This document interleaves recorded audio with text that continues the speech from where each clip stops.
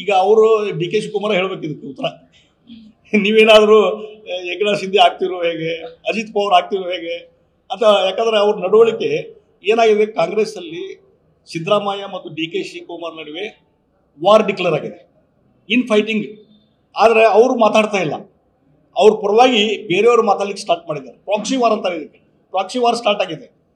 ಈಗ ಸಿದ್ದರಾಮಯ್ಯನವರು ಅವ್ರ ಪರವಾಗಿ ರಾಜಣ್ಣ, ಎಂ ಬಿ ಪಾಟೀಲ್ರು, ಹಿಂಗೆ ಒಂದು 3-4 ಜನ ಅವ್ರು ಬಿಟ್ಟಿದ್ದಾರೆ, ಅವ್ರು ಮಾತಾಡ್ತಾರೆ, ಅವ್ರು ಅಟ್ಯಾಕ್ ಮಾಡಾಕತ್ತಾರೆ ಡಿ ಕೆ ಶಿವಕುಮಾರ್. ಪಾಪ ಡಿ ಕೆ ಶಿವಕುಮಾರ್ ಏನು ಮಾಡಬೇಕು, ಅವರು ಕಡೆಗೆ ಆ ಹಿಂದೂ ಸಮಾಜ ಕಾರ್ಯಕ್ರಮ ಕೊಡೋದು ಎಲ್ಲ ಅವ್ರು ಸ್ಟಾರ್ಟ್ ಮಾಡಿದ್ದಾರೆ. ಆದರೆ ಪ್ರಾಕ್ಸಿ ವಾರ್ ಇದೆ.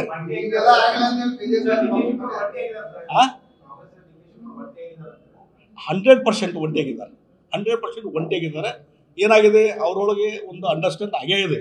ನನ್ನ ಪ್ರಕಾರ ಅವರೊಳಗೆ ಅಂಡರ್ಸ್ಟ್ಯಾಂಡ್ ಆಗಿದೆ, ಪವರ್ ಡಿಸ್ಟ್ರಿಬ್ಯೂಷನ್ ಸಲುವಾಗಿ, ಪವರ್ ಹಂಚಿಕೆ ಸಲುವಾಗಿ. ಅದು ವೈಲೇಟ್ ಮಾಡ್ತಾ ಇದ್ದಾರೆ ಸಿದ್ದರಾಮಯ್ಯನವರು.